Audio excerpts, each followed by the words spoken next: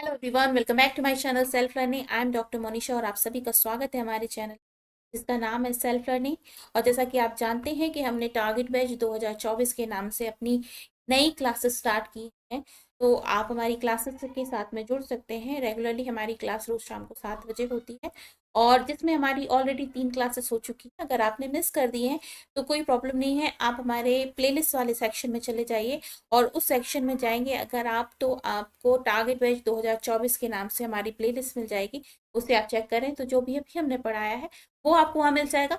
और अगर आप ऐसे हैं कि आपके पास समय नहीं है रिकॉर्डेड वीडियोस देखने का, आपके पास समय नहीं है, या फिर आप ऐसे हैं कि आपके पास में बहुत ही रेगुलर स्टडी करने का समय नहीं है, तो आप हमारे प्लेलिस्ट वाले सेक्शन में जाएंगे और UGC net paper 1 complete syllabus के नाम से आपको एक प्लेलिस्ट मिलेगी जिसमें आप चेक कर सकते हैं। आपको सारा ही जो सिलेबस है उसके नोट्स मिल जाएंगे, नोट्स के वीडियोस मिल जाएंगे। इसके अलावा आप अगर रेगुलर स्टडी करना चाहते हैं और सेल्फ स्टडी के माध्यम से ही आप यूजीसी नेट 2024 को टारगेट करना चाहते हैं, तो आपको रेगुलरली अपने पीडीएफ नोट्स के साथ में पढ़ाई करनी होगी। कोई एक बुक आपको परचेस करनी होगी। अगर बुक पढ़ने का समय नहीं मिलता है, आप अपने मोबाइल में ही नोट्स डाउनलोड कर सकते हैं और नोट्स से पढ़ सकते हैं और उसके बाद में एमसीक्यू के साथ में प्रैक्टिस कर सकते हैं।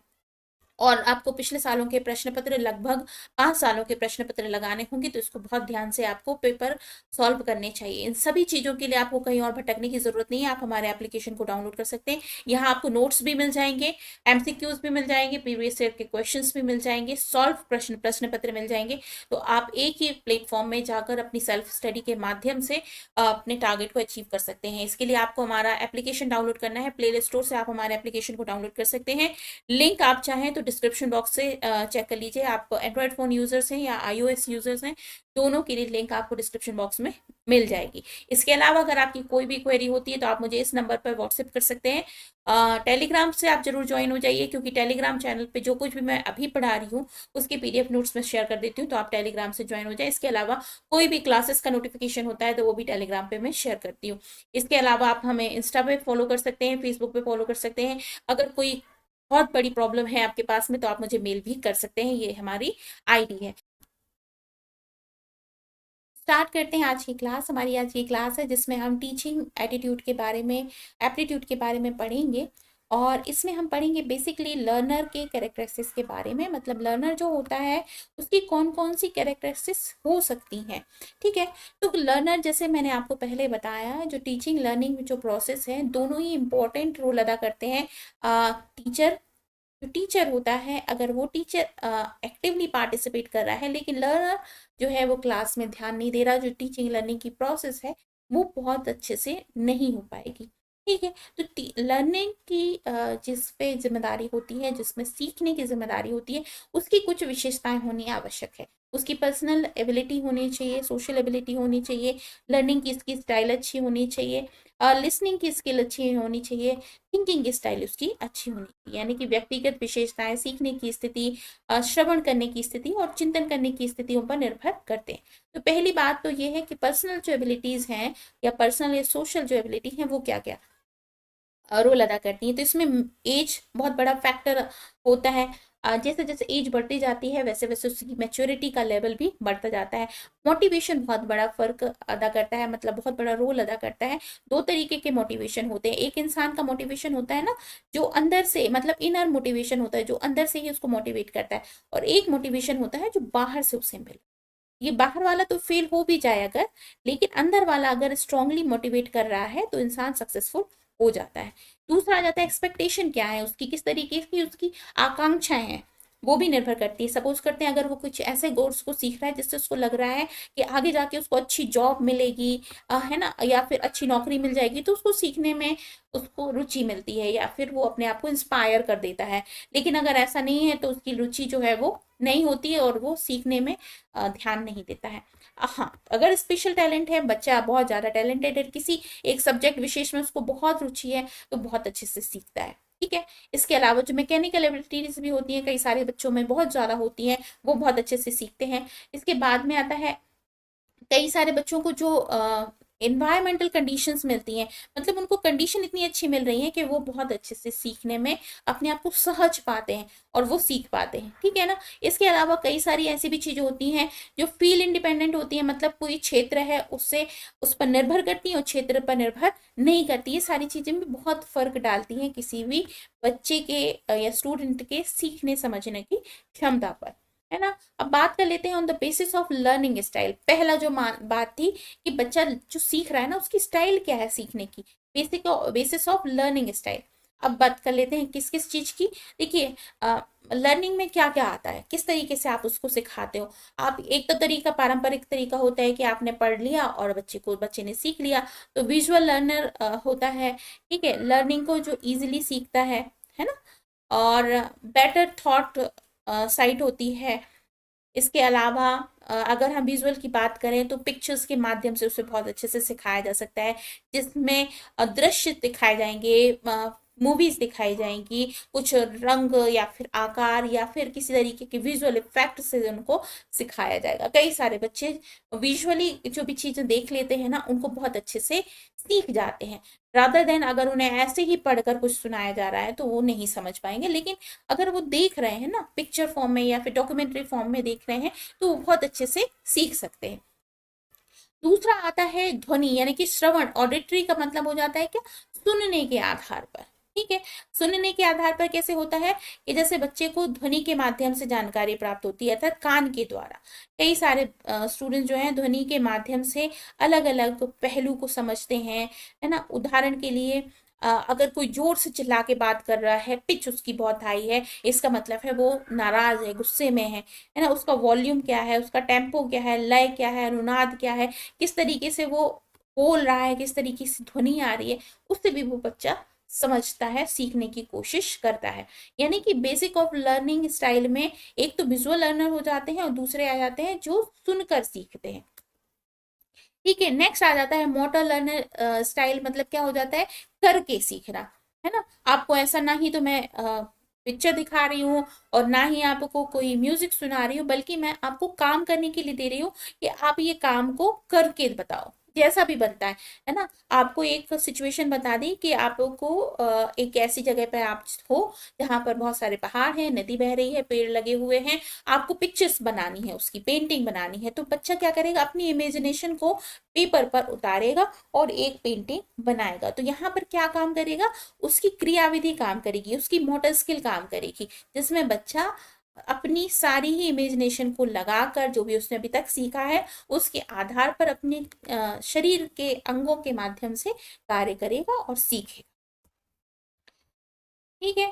अब इसके बाद में बहुत सारी होती है इंट्यूटिव, इनसाइड और जो कुछ भी हम क्या करते हैं इंट्यूशन के माध्यम से सीखते हैं, जो हमारी आंतरिक सूझ होती है उसके आधार पर सीखते हैं। इंडक्टिव लर्निंग होती है जिसको कहा जाता है आगमनात्मक, जिस जो तथ्यों के से सामान्यीकरण तक बात करते हैं। मतलब हम किसकी चीज की बात करते हैं, बहुत सरल से लेकर बहुत छोटे से पॉइंट से लेकर एक बड़े पॉइंट तक सीखने की बात करते हैं। कोई छोटी छोटी सी चीजें ले ली, उन डॉट्स को कनेक्ट किया और उसके बाद में एक बड़े से जो भी प्रॉब्लम है उसको सॉल्यूशन तक हम पहुंच गए। दूसरा आ जाता है डिडक्टिव लर्निंग, जिसमें हम क्या करते हैं बने बनाए फॉर्मूले का इस्तेमाल करके प्रॉब्लम को सॉल्व करते हैं, डिडक्टिव लर्निंग हो जाती है, ठीक है। सिद्धांत से व्यक्तिगत, मतलब एक हो जाता है इजी टू हार्ड और एक होता है कठिन से सरल तक। फिर आता है चिंतनशील, मतलब रिफ्लेक्टिवली, यानी कि क्या हो जाता है चिंतनशील, अपने जो सोच है समझ है उसको सोच समझने के बाद में अपना खुद का ऑब्जर्वेशन करके इंट्रोस्पेक्शन करके बच्चा क्या करता है, सीखने की कोशिश करता है। On the basis of listening skill, देखिए लिसनिंग स्किल बहुत इंपॉर्टेंट होती है। जैसे आपको देखा होगा किसी स्टूडेंट को कुछ सिखाना है तो ना ही तो उसे पढ़ाया जाए ना दिखाया जाए, बल्कि कोई स्टोरी सुनाई जाए। स्टोरी में बच्चा क्या लेगा, ध्यान देगा, उसकी स्टोरी में क्या क्या चीजें आगे बढ़ रही हैं, उस पर किस तरीके से कहानी आगे बढ़ रही है, जो पात्र हैं उनका क्या रोल है, उसके आधार पर बच्चा बहुत कुछ सीखने की कोशिश करता है। तो वो एक्टिवली सीखने में पार्टिसिपेट करता है, बस शर्ते एक शर्त है कि उसकी लर्निंग लिसनिंग की कैपेसिटी अच्छी होनी चाहिए, वो एक्टिव लिसनर होना चाहिए। आपने देखा होगा कई सारे लोग ऐसे होते हैं जो आपके सामने बैठे हैं, आपके चेहरे को भी देख रहे हैं, लेकिन आप क्या बोल रहे हैं उनको कुछ सुनाई नहीं दे रहा होता है, क्योंकि उनका दिमाग कहीं और है, किसी और जगह उनका दिमाग लगा हुआ है। इसकी वजह से वो एक्टिवली लिसन कर ही नहीं रहा है, एक्टिवली सुन ही नहीं रहा है, इसलिए आप कुछ भी बोलोगे उनको सुनाई नहीं पड़ेगा। तो बच्चे का एक्टिव लिसनिंग अगर एक्टिव है तो बहुत अच्छे से सीख जाता है। ठीक है। इसके बाद में एम्पैथेटिक एम्पैथिक लिसनिंग जो होती है, मतलब भावनात्मक जुड़ा हो जाए। सपोज आप उसे ऐसी कोई कहानी सुना रहे हैं जिससे वो इमोशनली अटैच्ड हो रहा है, तो उसको बहुत ही अच्छे से सुनेगा और जो कुछ भी उसमें सिखाया जा रहा है उसे सीखने भी जाएगा। फिर आता है इवेल्युएशनिंग, इवेल्युएटिव लिसनिंग और क्रिटिकल लिसनिंग। ठीक है, दो प्रकार की लिसनिंग होती है। यहाँ पर क्या हो जाता है, एक तो मूल्यांकन संबंधी लिसनिंग हो जाती है और दूसरी होती है मीनिंगफुलनेस और यूटिलिटीज वाली लिसनिंग हो जाती। ठीक है, इसमें बच्चा जो है वो क्या करता है, संदेश को सटीकता से, उसकी अर्थपूर्णता और उपयोगिता का मूल्यांकन करता है और उसके बाद सोचता है कि हाँ ये बहुत अच्छा है, इसे सीखना चाहिए। ठीक है ना। इसके बाद में आ जाता है प्रशंसात्मक सुनना, एप्रिशिएशन लिसनिंग। जब हम देखते हैं ना कि कोई हमारी तारीफ कर रहा है तो हमें बहुत अच्छा लगता है, सुनने में बहुत अच्छा लगता है। तो आनंद के लिए सुनने में आराम, मजा, भावनात्मक रूप से उत्तेजक जानकारी शामिल करने वाली स्थितियों की तलाश करना शामिल होता है, जिसमें उसे लगता है ना कि यदि हमने ये सुना, इसके अनुसार एक्ट किया तो बहुत ज्यादा तारीफें मिलेंगी। ठीक है, तो उस समय में वो उससे एक्साइटेड हो जाता है उस सोच से, और उस तरीके से फिर वो सुनता भी है। अब बात कर लेते हैं द बेसिस ऑफ, नेक्स्ट आ जाती है थिंकिंग स्टाइल। अभी हमने कौन कौन सी स्टाइल पढ़ ली, एक तो इंडिविजुअल थी, दूसरी थी लिसनिंग, अब तीसरी जो आ रही है वो क्या आ रही, थिंकिंग। सोचने की क्या प्रक्रिया है आपके दिमाग की, किस तरीके से आप सोचते हैं ना, उसका भी बहुत फर्क पड़ता है। तो एक होता है रिफ्लेक्टिव थिंकर्स। रिफ्लेक्टिव थिंकर्स कौन कौन से होते हैं, देखिए, चिंतनशील विचारक इसे कहा जाता है। चिंतनशील विचारक view new information with respect to the subject. ठीक है, न्यू इन्फॉर्मेशन को लेते हैं, जिस तरीके का भी सब्जेक्ट की डिमांड है उस हिसाब से वो न्यू इन्फॉर्मेशन को लेते हैं। फिर उसके बाद में आ जाता है पिछले अनुभवों से भी सीखते हैं। पिछले अनुभव में जैसे मान लेते हैं पहले कोई कार्य किया हमने, उस कार्य में हमारे अनुभव खट्टे थे, मीठे थे, जिस तरीके से भी थे, उनसे सीखते हैं और अपने एक्सपीरियंसेस का फायदा उठाते हैं, उसका उपयोग करते हैं। हमेशा पूछते हैं क्यों।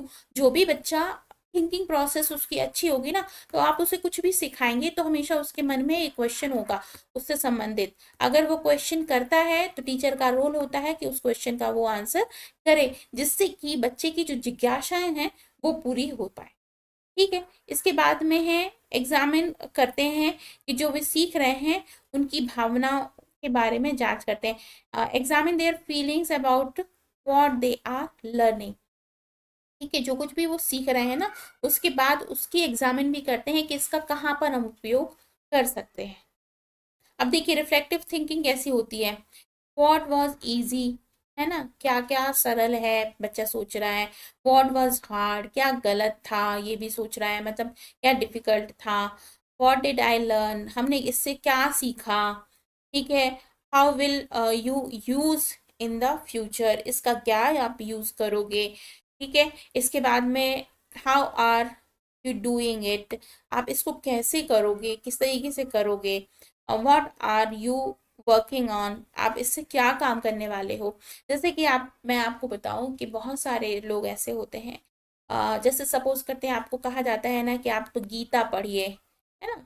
अब गीता में आप जैसे जानते हैं कि किस तरीके के श्लोक लिखे हुए हैं, कर्म कैसे करना है, फल की इच्छा नहीं करना है, इस तरीके से आपको कर्म करना है। तो मैं और किसी की नहीं, मैं अपनी बात बताऊं तो क्या होता है कि जब मैं इसे पढ़ती हूँ या फिर जब मैं इसके लेक्चर्स को सुनती हूँ तो ये लगता है क्या हम इनसे ये जो कह रहे हैं ये सारी बातें फॉलो कर सकते हैं, क्या हम उस हिसाब से चल सकते हैं, नहीं चल सकते हैं। तो ये सारी थिंकिंग हमारे माइंड में चलती रहती है, ये जद्दोजहद चलती रहती है। कुछ बातों पे तो हम एग्री हो जाते हैं और कुछ बातों पे डिसएग्री हो जाते हैं। जब तक हम एग्री नहीं हो पाते तो हम आगे नहीं बढ़ पाते, है ना। तो ये थिंकिंग प्रोसेस कहलाती है। अब नेक्स्ट तरीके की थिंकिंग आती है क्रिएटिव थिंकर्स, जिसको कहा जाता है रचनात्मक विचारक। अब ये क्या होता है, like to play with new information, जो बच्चा जो नई इन्फॉर्मेशन के साथ में खेलना चाहता है। हमेशा क्वेश्चन करता है क्यों, किस लिए, है ना। Create their own situations, solution and shortcuts, अपनी खुद की सॉल्यूशंस बनाता है और शॉर्टकट्स भी बनाता है, क्योंकि उसके अंदर जो थिंकिंग एबिलिटी है ना, उसमें क्रिएटिविटी है, वो क्रिएट कर रहा है नई नई चीजों। ठीक है ना। अब क्रिएटिविटी कैसे होती है ये मैं आपको बताऊं। जैसे मान लेते हैं हमारा ब्रेन है, इसमें इनोवेशंस आ रहे हैं, बहुत सारी नई नई चीजों को हम इसमें जनरेट कर रहे हैं। ठीक है, कहीं से आपको इंस्पायर हो जाते हो, इंस्पिरेशन मिल जाती है, फिर आपको विजन मिल जाता है, फिर आप ग्रोथ कैसे करोगे ये समझ में आपको आता है, आइडिया कौन कौन से यूज करने हैं वो समझ में आते हैं, क्या प्रोसेस यूज करने हैं वो समझ में आता है, डेवलपमेंट कैसे हो सकता है वो समझ में आएगा, उससे किस तरीके से आपकी क्रिएटिविटी बढ़ेगी ये समझ में आएगा। तो ये थिंकिंग होती है, क्रिएटिव थिंकिंग बहुत इंपॉर्टेंट होती है। आजकल तो एक तरह से एक सिलेबस भी डाल दिया गया है जिसमें बच्चे को क्रिएटिव थिंकिंग के बारे में सिखाया जाता है। क्रिएटिव प्रोसेस की बात की जाए तो यहाँ पर क्रिएटिव प्रोसेस कैसी होती है, तो देखिए पहले तो डिसीजन लेना, फिर ब्रेनस्टॉर्मिंग, पहले आप डिसीजन लीजिए कि आपको क्या करना है, फिर ब्रेनस्टॉर्मिंग कीजिए, फिर थिंकिंग कीजिए। ठीक है, यहाँ पर आ जाता है कि उस प्रोसेस से जुड़ी हुई चीज़ों के बारे में R&D कीजिए, रिसर्च कहते हैं जिसको, वो कीजिए, अपने विजन और आइडियाज़ को डेवलप कीजिए, अपनी थिंकिंग को इस तरीके से डेवलप कीजिए, है ना। और यहाँ पर जो चीज़ें हैं वो किससे मिलती हैं, इंस्पिरेशन से मिलती हैं, कहीं ना कहीं से आपको अपने आप को इंस्पायर फील करते हैं। देखिए सभी कुछ, जैसे ये बल्ब का जो आविष्कार हुआ था वो कहीं ना कहीं क्रिएटिव थिंकिंग की वजह से हुआ था। अगर ऐसा नहीं होता ना तो बल्ब का कभी आविष्कार नहीं हो पाता, कोई भी तरीके के आविष्कार होना संभव नहीं थे। अब नेक्स्ट आ जाते हैं कौन कौन टाइप के थिंकर्स होते हैं, तो प्रैक्टिकल थिंकर्स होते हैं। Always look for factual information, ये हमेशा किस पर बात करते हैं, फैक्ट्स पे बात करते हैं। ठीक है, seek the simplest and the most efficient way to do their work, हमेशा सोचते हैं कि ये जो काम है ना, ये जो दूसरे कर रहे हैं बहुत हार्ड तरीके से कर रहे हैं, मैं इसको स्मार्ट तरीके से कैसे कर सकता हूँ, किस तरीके से उसको शॉर्टकट में कर सकता हूँ। Not satisfy until they know how to apply their own new skill to their job और इंटरेस्ट, ये किसी के बने बनाए पाथ पर नहीं चलते, ये अपना रास्ता खुद बनाते हैं और खुद बनाकर उस पर चलने की कोशिश करते हैं। जिसमें उनको लगता है कि हम सफल होंगे, तब तक तो ठीक है, नहीं होंगे जब तक उन्हें नया पाथ नहीं मिल जाता है तब तक वो खुद को सेटिस्फाइड फील नहीं करते हैं। पे कॉन्सेप्चुअल थिंकर्स जो होते हैं, वैचारिक विचारक जो होते हैं, वो क्या होते हैं, accept new information only after seeing a big picture. ठीक है, want to know how think work, not just the final outcomes, जानना चाहते हैं कि चीजें किस तरह से काम करती हैं, ना कि केवल अंतिम परिणाम के बारे में जानते हैं। बड़ी तस्वीर के बाद ही नई जानकारी को स्वीकार करते हैं, इनको आसानी से बेवकूफ नहीं बनाया जा सकता, ये बड़ी आसानी से लोगों को में विश्वास नहीं करते, बल्कि धीरे धीरे धीरे धीरे अपना कार्य आगे बढ़ाते हैं। ठीक है, परिणाम पर विचार नहीं करते हैं, ये क्या कर इस पे बात करते हैं, करना कैसे, उसको करने में क्या क्या नई नई चीजें वो सीख सकते हैं, इस पर विचार करते हैं। ठीक है, तो आज हमने यहाँ तक पढ़ा, क्या क्या पढ़ा हमने, एक बार रिवाइज कर लेते हैं। तो देखिए लर्नर की विशेषताओं के विषय में हमने पढ़ा, तो कितने प्रकार की विशेषताएं पढ़ी हमने, 4 प्रकार की। पर्सनल और सोशल एट्रीब्यूट्स के बारे में पढ़ा, बेसिक लर्निंग स्टाइल के बारे में पढ़ा, लिसनिंग स्टाइल के बारे में पढ़ा और थिंकिंग स्टाइल के बारे में भी पढ़ा। ठीक है ना, तो कितने प्रकार के होते हैं इसको हमने बहुत अच्छे से समझा। इससे संबंधित अगर आपको कहीं पे भी कोई कंफ्यूजन होता है ना, तो आप हमसे कमेंट सेक्शन में पूछ सकते हैं, तो मैं उसका आंसर देने की बहुत अच्छे से कोशिश करूँगी। ठीक है, तो ये आज का वीडियो था, हालांकि मैंने इसमें और भी ज़्यादा स्लाइड्स बनाई हैं लेकिन वो बहुत फिर लंबा हो जाएगा, इसको हम कल पढ़ेंगे। Characteristics of adolescence adulthood learner, जिसमें डेवलपमेंट की कई स्टेजेस के बारे में भी हम जानकारी लेंगे, जिसमें इरिक्सन की और प्याजे की डेवलपमेंट की जो स्टेजेस हैं उसको भी हम समझने की कोशिश करेंगे। तो इस वीडियो को हम यहीं पर फिनिश करते हैं, कल फिर मिलते हैं, तब तक के लिए अपना बहुत ख्याल रखिए। This is doctor Monisha signing off, bye bye.